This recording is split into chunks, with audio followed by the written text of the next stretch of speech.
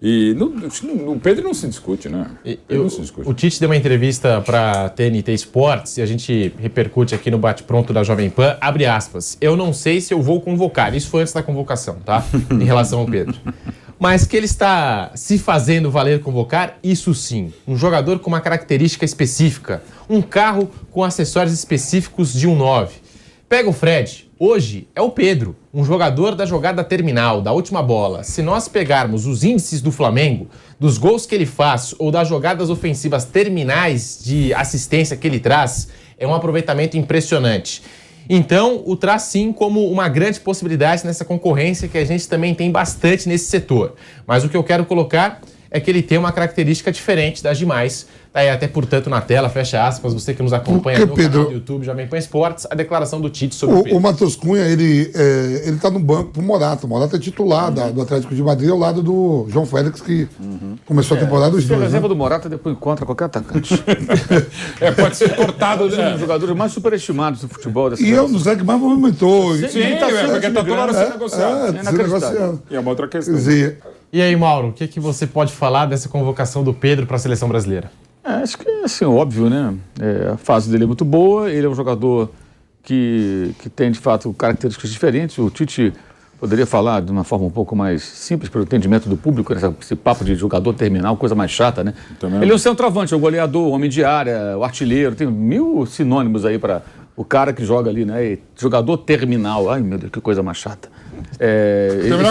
Esses caras me fazem concordar com o Vanderlei Luxemburgo. Ele deu uma palestra, eu vi lá uma foto, um frame lá, uma foto do painel que ele apresentou, e ele traduz algum desses verbetes chatíssimos do Tatiquês para o linguajar de conhecimento de todos, porque isso é comunicação. Eu entendo que o técnico da seleção brasileira numa coletiva, ele não está falando com a turminha do Tatiquês, né, seja de jornalistas ou de personagens em geral, nem com a sua comissão técnica. Ele está falando com o torcedor brasileiro. E o camarada tem que entender, quando usa essa coisa de beirada, como é que ele fala? Externo desequilibrante, o ponta, né? O ponta driblador. As pessoas têm medo de chamar. O Garrincha era o externo desequilibrante. Né? O Rodrigo é ponta. Morreu sem saber disso, isso é coisa impressionante. Ele não sabia que ele era o externo. Nunca soube. Esse negócio de terminal. O ponta tá acabando no vocabulário, porque no futebol voltaram para mim, para o gosto, os pontas. Mas tá acabando, as pessoas têm medo da imprensa de chamar de ponta. Gente, o que é o Rodrigo? Ponta. O que é o Antony? Ponta. O que é o Vinícius Júnior? Ponta. O que é o Ravitano? Ponta. São todos pontas. E o Pedro é centroavante. O Neymar não é centroavante, mas pode jogar ali no centro do ataque. Mas não é um centroavante. O Pedro é um típico centroavante, um homem de área, um jogador que joga no meio do zagueiro. Melhorou muito o cabeceio. Não cabeceava bem, está fazendo vários gols de cabeça, esse é um ponto bem importante. Né? Fez um gol de cabeça muito bonito, inclusive na quarta-feira, uma bola difícil de finalizar, jogou fora do alcance do goleiro. Melhorou também no jogo dele de pivô, me parece, está fazendo cada vez melhor essa preparação para outros jogadores, né? Que se aproximam. Então ele dá uma opção, é o cara da vez, sem dúvida alguma, não é titular a priori, pode até ganhar a posição durante a própria Copa do Mundo, dependendo do que acontecer. Se as coisas não funcionarem bem, de repente, ele talvez seja quase que em algum momento, se ele sair bem, um primeiro nome para entrar no ataque a qualquer hora, pela característica. Então você tem, de repente, a formação com o Antony ou Rafinha de uma ponta, Vinícius na outra e o Neymar. Se alguma coisa não funcionar, talvez o Pedro seja a opção 1, porque é o cara para você botar dentro da área, trazer o Neymar para jogar um pouco mais atrás, ou se, sei lá, o Vinícius não está bem, tira o Vinícius, põe o Neymar para jogar na ponta esquerda, onde ele jogou tantas e tantas vezes, né? E de repente muda o desenho do time, pela característica dele. Porque tanto o Gabriel Jesus, Martinelli, todos esses outros jogadores de ataque, nenhum deles é tão físico, tão forte, né? Um cara para jogar ali no meio da área. E eu acho que esse tipo de jogador muitas vezes faz a diferença. Eu acho que não é que não dê para jogar sem, mas faz muita falta, especialmente quando você for enfrentar defesas mais fechadas, você perde ali uma referência. O time, para funcionar sem esse homem de área, ele tem que ter ali um mecanismo muito bem desenvolvido, né? Que na Copa do Mundo nem sempre é possível, porque é um torneio muito rápido. A gente pega o caso da França. A França definiu o seu modelo de jogo durante a Copa, no meio da Copa. Virou um time de alta velocidade, transição rápida, contra-ataque, e tome Mbappé e vamos que vamos, e ganhou a Copa do Mundo. Antes da Copa, o Deschamps era discutido, como sempre foi, acho que sempre será. É um técnico que é bem discutível, diga-se de passagem, mas não tinha um formato definido. Então, acho que o Pedro é um nome necessário. Se não for ele, algum outro jogador que possa fazer esse papel. Num grupo de 26 jogadores, você não tem um atacante que possa fazer esse papel de de terminal, de centroavante. Mas talvez faltem os pifadores, que eu acho que é o pior termo do tatiquês boleirense. Pifador, o cara pifa. Pra mim, o cara que pifa sou eu, que pifa em vários momentos, sem entrar em detalhes. Né? Mauro, sextou. Professor, o rádio tá fazendo quantos anos? Tem 100 anos agora. E a Jovem Pan? 100 anos no Brasil. Sim, e Jovem Pan? 80. Então eu vou aqui, sextou. Eu lá em casa, lá em Nazaré, nasci em Nazaré, lá no bairro do Batatã, na Rua da Coreia. Então passava novela. Como é que chama o bairro? Batatã. Batatã. Passava novela na rádio. Que beleza. Nem toda casa tinha televisão, né? Era rádio novela. Na rádio. Então eu ficava escutando. Aí tinha Toque de Amor, um casal que não sei o quê. Ah, Aí não no tinha programa. radionovela quando você nasceu, Wanda? Tinha. Eu escutava com minha mãe.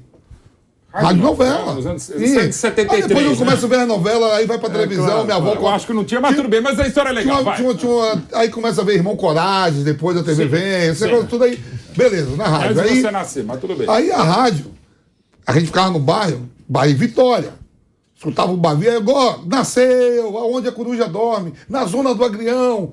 É isso que o pessoal escuta. Nem todo mundo tinha televisão. Hoje todo mundo tem televisão. Claro. E televisão com os gatinhos que pega até mais canal do que pega tudo hoje. Né? Gatinhos? Que gatinhos? É Brasil. Gato Net. Lá fora também tem. Esse gatinho, aí, mano, esse gatinho é figuração de linguagem. É por isso que eu adoro rádio, sabe? Eu gosto de falar com o meu problema. Eu que mais gosto. Escutar rádio, vem no carro ali, você tá sozinho escutando e tal. Aí eu fico olhando aqui, o cara. Não tá falando com o Fábio, com não sei o quê. Como foi que ele falou mesmo? Como é? Externo desequilibrante. O cara tá assim, eu digo, porra, o que é isso que esse cara tá falando? Tá queimando a audiência, os ouvintes, tudo. Não sabe, até a gente que joga não sabe, eu não sei. Externo desequilibrante? Poxa, o campo tá encharcado de água, hoje já não fala mais isso. Então tem que falar isso mesmo pro público mesmo. Rádio, eu sou fã. Eu ficava olhando, e a pessoa tô lá em casa agora escutando Tite, é que eu botei. Mas isso. Nenhuma rádio eu tava transmitindo agora. Tite, né? Não, uma galera, não é o Tite. Eu tô falando do Tite porque é a convocação da seleção. Isso é um problema geral, inclusive eu acho até um problema de vários colegas da imprensa, porque você tem que se comunicar com as pessoas. E se a comunicação é ruim, se você usa uma verborragia que poucos entendem, você não está se comunicando bem. Você tem que falar de uma maneira que as pessoas consigam entender. E eu tenho dúvida se às vezes alguns jogadores conseguem entender tudo isso aí. Porque eu chamo de pseudo-erudição. Você tenta abrilhantar um linguajar ali, Pelo linguajar, não pelo conteúdo. Mas o importante é o conteúdo, a comunicação. Ela tem que ser boa, tem que ser fluente. O jogador tem que entender o que tem que fazer. No coletivo, o torcedor tem que ouvir. O jogador tem que Agora, entre eles lá, numa sala fechada lá, então eles podem falar a língua que eles quiserem. Pode falar do último terço, que eu não gosto do último terço. Uma vez, até um colega até ele ficou um pouco sangado, que eu dei uma ironizada, que ele falou assim, o jogo melhorou no último terço do segundo tempo. Eu falei, que tal os 15 últimos minutos? E você imagina o torcedor lendo isso, ouvindo, ele pensando, o último terço, bem, então o jogo tem 45 minutos, o primeiro terço é de 1 a 15, o segundo... Até já saíram 3 gols. Até o Casão vai ter dificuldade. A partir dos 30 minutos o jogo melhorou. Aliás, o último terço, eu sei que não é só ataque, gente, mas o último terço para quem entra ou para quem vai? Então, assim, se fala muito no último terço, mas dificilmente se fala do terço do meio, que seria o intermediário meio campo, o segundo terço, o primeiro terço. Eu acho que alguns termos do tatiquês, como do juridiquês, como do jornalistês... Por exemplo, eu vou encher o saco de todos nós. Chamar de sonora, vá pro inferno. Vamos ouvir a sonora. O que é sonora? A gente sabe que é sonora. De tanta gente encher o saco do ouvinte. Vamos ouvir sonora. O que é sonora? É pra falar aqui. Não pro cara que fala na tua orelha, você fala, vamos ouvir a sonora. Como pilhado. Não tem sonora, vamos ouvir o que o Tite tá falando. Em 2007, eu volto pro Corinthians, foi o ano que caiu, o Corinthians rebaixado tudo, aí eu falo assim, por isso que a piada é verdade mesmo, Capegiani Duarte. E Cláudio Duarte. Coletivo, acertando o time. O Cláudio agora vai lá no Parque São Jorge, não tinha sem treinamento. Há 15 anos atrás, o Cláudio agora vai para arquibancada e depois, 40 minutos de coletivo, ele desce e vai falar o que ele achou. Beleza, vai Cláudio Duarte, você pode time. Deu 40 minutos, desce Cláudio Duarte. O Capegiani falou assim, o Cláudio falou assim, o 3-5-2 não tá encaixando. O Capegiani falou, bate, eu tô treinando há 1 hora no 4-4-2, o que é que tá vendo? Era uma discordância tática. Eu falei assim, pelo amor, agora vai, agora o bonde vai, agora cai, não tem pra onde correr. E jogador metia um monte de laser pra lá, laser pra cá, eu digo, meu Deus do céu. Mas é isso que está sendo dito aqui, é pro público que você está falando. Se tem um programa de música lírica, o cara que está ouvindo um programa de rádio de música lírica, O cara sabe o nome da orquestra, do maestro da Scala de Milão, da Sinfônica de Berlim. O cara, então, para aquele grupo, é isso mesmo. O cara quer isso, tá certo? Aí, simpósio de engenharia. O cara vai falar o linguajar que os engenheiros entendem, porque é um simpósio técnico e tal. A gente compreende isso. No caso, em tese, o que está sendo colocado sobre a mesa, é isso mesmo. Quer dizer, quanto mais fácil você dizer o que você quiser dizer, mas mesmo que tenha para ele aquela reunião fechada, todos entendem uma coisa mais sofisticada, tudo bem, mas para o público é melhor mesmo falar de uma maneira simples, que as pessoas entendam. Essa é a verdadeira comunicação. Até porque se ele perder, ele vai ser cobrado também por isso. Não, também, né? Só concluindo, ontem o Superior Tribunal Tribunal Regional do Trabalho, ele decidiu lá o que o SAF tem que fazer com dívida trabalhista.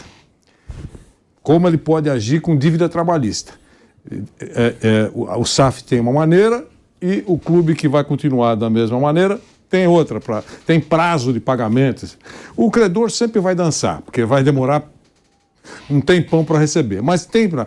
Então, eles mandaram um release sobre isso, o Tribunal de Justiça mandou um release que só entende o profundo conhecedor da legislação e um advogado que fica mergulhado 24 horas naquilo. Aí eu telefonei e disse o seguinte, olha, o assunto é importante. Eu acho que seria legal explicar isso para as pessoas. Para saber, a SAF tem que pagar suas contas. Torcedor, todo mundo. Como? Como é que vai pagar? Até mesmo para quem tem que receber, porque se o cara ler, não vai entender. Eu acho que não vou contratar um advogado para tentar traduzir. E para tentar traduzir, parece grego. Então, ok. E tudo bem, acabei de receber gentilmente da assessoria de imprensa do tribunal dizendo o desembargador, tal, vai explicar. Eu falei, perfeito, para explicar para que as pessoas entendam como é que vai funcionar. Eu só estou dando esse exemplo porque é exatamente isso. Não é que está errado, mas é que se ele falar exatamente como está o release, ninguém vai entender, eu garanto para vocês, ninguém, e está em cima de lei. Ó, de acordo com a lei 3527/8, acontece isso, mas também pode ser que o artigo... Ninguém sabe isso. Não, imagina só no bar, né? Assim, os dois camaradas conversando lá. Não, o Pedro é o jogador terminal. Aí o outro responde, é um carro com acessórios específicos. Aí o outro chega, ele joga no último terço, ninguém fala desse jeito. Mas e o Tite também gosta de comentar, performa muito bem, ninguém fala performa. Aliás, é uma agressão, né? Oportunizar também não gosta. Esse performa muito bem. Isso não existe. Performar, isso não existe, pelo amor de Deus. Oportunizar também não gosta. Oportunizar também. Mas aí é questão os verbos que vão surgindo, né? Nossa língua portuguesa. O Vampeta tem um pouco de passagem, uma expressão que... era a expressão do João Saldanha, que é zona do agrião. Todo mundo sabe o que é zona do agrião. No momento quando ela foi criada, não. Mas depois você vai entendendo. Mas por quê? Porque era um cara que se comunicava bem, falava o que as pessoas Osmar Santos, tantas coisas. Que é a região ali onde a coisa acontece. O que é a zona do agrião? Porque você vai ouvindo, e assim, os grandes narradores do rádio, no passado especialmente, numa época que não tinha televisão, a gente via o jogo pelo rádio. E todos os bons narradores, acho que até hoje, mas acho que no passado mais, porque hoje você pode ouvir, ver a televisão, pode ver o lance aqui logo depois, ou até ao vivo no celular. Onde a bola estava. Onde a bola estava. Bola com fulano, ultrapassa a linha de videocampo, está próximo do círculo central, inverte na esquerda para Beltrano, está perto da linha lateral do gramado, você vai visualizando o tempo todo, se aproxima da grande área, tem a opção de fulano e ciclano pela direita. Os narradores, eles iam desenhando para você o que estava acontecendo, e se você prestava atenção, pô, quantas vezes eu vi isso? Eu vi o jogo, eu sabia onde a bola estava. E cresce. E quando saía uma jogada de gol, eu não era surpreendido, porque eu sabia que a bola já estava por ali. E cresce no momento que vai chegando próximo do gol adversário. O tom muda, O tom muda e tal. Alguns, na verdade... A bola vai estar bem longe. A bola chuta bem longe, é que dá emoção. Você acha que a bola está indo perto. Alguns no tiro de meta bateram, a bola entrou, né? Mas também, não é para dizer que a gente não possa criar. Inclusive tem aqui, eu acabei de citar, de 72 a 77, teve o maior... Você pode dizer até que não é o maior narrador, mas é o maior gênio que a gente teve de criatividade de texto, que é o Osmar Santos. De 72 a 77, praticamente tudo que ele criou foi aqui na Rádio Jovem Pan, e criando, o Caroço como é que é? Do abacate. Caroço do abacate, gorduchinha, milhões de termos que aos poucos foram se popularizando pela capacidade absurda de comunicação. Não é contra isso, tá? Mas assim, você pode ir criando, mas realmente quando você rebusca demais a linguagem, e não só no futebol, em qualquer outra área, você acaba jogando contra você mesmo. Há uma diferença entre você criar expressões de fácil assimilação, populares, que as pessoas entendem, e expressões meio pedantes, supostamente rebuscadas, né? Você falou do Osmar aqui em São Paulo, é o caso do Apolinho no Rio de Janeiro. Sem dúvida. O Apolinho é um absurdo, tudo que ele inventou ali. A Geraldinho, o Arquibaldo. Um festival de expressões que ele criou. Pinto no lixo, né? Que é dele, que é maravilhoso também. E as pessoas, todo mundo entende o que o cara fala. Agora, eu acho muito difícil, como o Pedro relatou aqui, o cara, um dia, eu não consigo imaginar alguém chegar no bar, ou no bar, ou no café, no trabalho de manhã, ou na escola, na faculdade, com um vizinho conversando no elevador. Quando ele vai oportunizar, inclusive, a alimentação dele. Poxa, mas olha, o fulano está performando muito bem, mas como homem terminal, sem dúvida, ele é fantástico. Imagine se ele tivesse um bom externo desequilibrante de cada lado, hein? O que esse homem terminal faria no último terço. Ainda mais no último terço do campo. É um diálogo inverossímil, né? Ninguém vai conversar assim, gente. Não dá, pelo amor de Deus. Bom, Pedro, nessa temporada, a gente já citou os números. Ele tem 12 gols, é o maior artilheiro do Flamengo numa edição de Copa Libertadores. Outro detalhe interessante em relação ao Pedro, um detalhe aqui, é que com o Paulo Souza, ele só iniciou 3 jogos, né, em que o Paulo Souza utilizou a força máxima. Contra o Vasco 1-0, Goiás 1-0 e Sporting Cristal 2-1. Exemplo do pouco espaço que aconteceu naquela decisão de Supercopa do Brasil contra o Atlético Mineiro. Ele assistiu do banco a derrota nos pênaltis após o empate por 2-2 no tempo normal, quando o técnico ainda era o Paulo Souza. Então tá aí, portanto, alguns detalhes Bruno interessantes. Henrique não estava machucado, né? Sempre bom lembrar. O Renato Gaúcho colocou o Pedro no final da prorrogação contra o Palmeiras. Aquele time todo bagunçado. Já estava... A vaca já tinha ido pro brejo lá. E deve dizer também, você vê como ainda qualquer jogador ainda pode ter chance, o Tite deixou claro, mas talvez mais para jogar para a galera. O Pedro, quando estava entrando com o Paulo Souza, e aqui não tem nenhuma defesa, ao contrário, o trabalho horroroso do Paulo Souza no Flamengo, o Pedro não estava bem tecnicamente, ele não estava realmente jogando bem. Ele perdeu um pênalti contra o Fortaleza, estava ele não estava legal, ele não estava bem mesmo. E jogando mal. Sim, entrava até pouco cheguei a falar aqui algumas vezes, gente, o Pedro ter entrado, ter jogado mal, ter perdido gols. Aliás, o Flamengo joga domingo contra o Goiás. Primeiro turno foi 1-0 o gol dele. Estavam em campo o Gabigol, Bruno Henrique e Pedro. E a jogada foi do Gabigol com o Mateuzinho, cruzamento do gol do Pedro. Foi você aqui no programa, foi você, que falou, poxa, todo mundo está dizendo que ele está sendo pouco utilizado, mas você deu a minutagem. Sim. Eu não lembro desde o ano passado. Eu não lembro exatamente qual foi. Era muito próxima da do Gabigol. Era muito distante. Mas não do Gabigol. Nesses meses anteriores, até maio, não se cogitava o Pedro. Eu queria ver mais minutos dele no Flamengo, mas não se cogitava na seleção, porque ele não dava bem. Não só porque o Paulo Souza não o escolhia, porque ele não estava legal mesmo. E assim, quando ele entrava também, ele não estava entrando bem. Sim. Ou seja, ele não aproveitava as chances para ganhar mais espaço. Ainda assim, ele entrava bastante no time. Agora, tinha o Bruno Henrique. O Bruno Henrique muda tudo, gente. O Bruno Henrique... Essa foi uma contusão. Ele é um jogador que, assim... Como é que você barra o Bruno Henrique? E ele era o melhor jogador do Flamengo na temporada, entre os atacantes. Inclusive, na Libertadores, na primeira fase, o Flamengo só não venceu um jogo. O Flamengo venceu todos os jogos da Libertadores, menos o jogo do Talheres na Argentina. Ele participou de praticamente todos os gols. Todos os gols, a jogada dele... Enfim, ele vinha muito bem. Então, sem ele... Eu acho sempre importante ressaltar isso, porque eu acho injusto com todos os outros técnicos que trabalharam com o Pedro, o Domenech, o Ceni, o próprio Renato, porque eles tinham o Bruno Henrique. Como é que você vai tirar o Bruno Henrique? E aí encaixar os três é realmente complicado. Nesse jogo do Goiás, o Paulo Souza conseguiu, o time venceu. E jogaram os três juntos. E para encaixar, você teria que talvez tirar o Arrascaeta e o Everton Ribeiro? Sim. Um e outro. Ou deixar o time mais exposto. Quer dizer, não é fácil. Quer dizer, da série... Que, aliás, outra expressão estúpida, né? Dor de cabeça positiva. Uma boa dor de cabeça... Não, cara, você pode falar. Como é que tem a dor de cabeça boa? Dor de pedra no rim gostosa. Não existe, Mas você acha, Mauro, que o Bruno Henrique vai perder espaço quando ele retornar ao time do Flamengo, por conta dessa ascensão do Pedro? A contusão dele é muito grave. Eu tenho dúvidas até se o Bruno Henrique vai conseguir ser ainda um jogador de arrancadas por conta dessa lesão grave no joelho, já com mais de 30 anos. Eu até imagino que talvez ele tenha que mudar a maneira de jogar, que ele possa virar mais centroavante e menos jogador de velocidade. Porque, vamos ver como é que vai ser, né? Vai depender dessa questão física, né? Clínica, né? O joelho dele, como é que vai estar? Ele vai aguentar? Porque ele é um jogador de muita força arrancada, né? E uma longa parada. É uma parada muito longa. Talvez ele tenha que mudar a forma de jogar dele. Ele tenha que passar a ser um jogador mais de área. Ele possa virar um centroavante mesmo, porque ele faz muito bem, ele cabeceia bem, ele tem presença de área, né? Tanto que o pessoal fala muito, o Gabigol mudou de... Para mim, o Gabigol mudou nada de posição. Ele sempre jogou dessa maneira. Eu acho impressionante que isso está virando verdade. O Gabigol circula, sai da área, cai pelo lado, especialmente a faixa direita, só que quem preenchia a área era sempre o Bruno Henrique. Alguns lances, do tempo do Jesus, inclusive, quem preenchia era o Arrascaeta. O Arrascaeta chegou a fazer gol de cabeça, assim, de entrar como centroavante em alguns momentos. Funcionava dessa maneira. Com o Pedro, que fica mais claro que você tem um cara na área, porque o Bruno Henrique alternava arrancadas pelo lado do campo, lado esquerdo, e a entrada dele na área para aproveitar as jogadas do Gabriel. Agora não, você tem um cara mais de referência ali, aí o Arrascaeta cai pelo lado, eventualmente algum outro jogador faz aquele papel. Agora, acho muito difícil imaginar, porque é uma lesão grave, e vai depender de como ele vai voltar. Só que com tanto jogo que tem, você vê, todo mundo tá jogando, né? Todo mundo joga. O Cebolinha tá jogando toda hora, tá jogando mal, mas tá jogando toda hora. Exato. Falta de oportunidade não tem.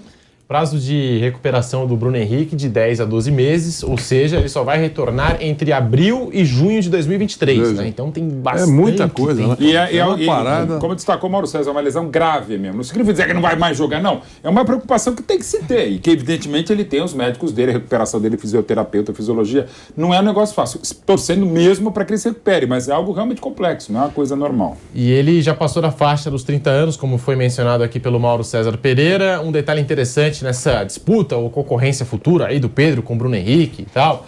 O Pedro, nessa temporada, nos primeiros 17 jogos, marcou apenas 3 gols. É claro que ele só fez 4 partidas como titular nesse período, né, o período em que o Paulo Souza estava no comando técnico do Flamengo. Então aqui são alguns números do Pedro, atacante convocado pelo técnico Tite, e ao que tudo indica, eu estava aqui falando para o Mauro Betting, né, acho que as chances de convocação do Pedro para a Copa do Mundo hoje estão ali acima dos 50%, o Mauro 99. falou muito acima dos 50%. Tá reservado o assento. Não, o Pedro, assim, mesmo ele deixando claro, até o que o Tite fala do Pedro Raul, talvez seja, no fundo, penaltecer o próprio Pedro. Outro Pedro que sabe jogar, né? Pedro Raul também, né? Então, e aquilo sabe que o caminho do gol. Que eu falei outras vezes em relação ao que o Tite pensava do William José lá para a Copa de 2018, que ele sentiu muito peso da seleção brasileira. O Tite gosta dessa opção, né? De uma alternativa. E não para ser titular, jogar, como ele falou, o jogo está difícil, a linha de 5 ou de 4 lá atrás, normalmente quase todas as seleções do mundo jogam muito atrás contra a seleção brasileira, ainda mais em Copa do Mundo. Um cara como o Pedro é essencial.